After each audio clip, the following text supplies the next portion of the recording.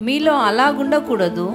మీలో ఎవడైనా గొప్పవాడై ఉండగోరినేడలా వాడు మీకు పరిచారం చేయువాడై ప్రైజ్ ది లార్డ్. వచ్చి కాలు మీద కాలేసుకొని సూటు బూటేసుకొని సంఘములో కూర్చోటం కాదు, సంఘములో ఉన్న పేదవారికి పరిచర్య చేయటమే గొప్పవాడు. హల్లెలూయా.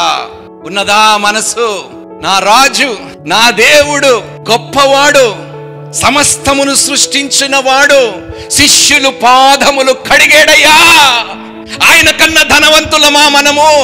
ఆయనే ఉపచారము చెయ్యగలిగితే, పాదములు కడగగలిగితే, ఏ పాటి వారము, దరిద్రులము, వట్టివారము, మట్టివారము, మనకింత అహంకారము ఏమిటి?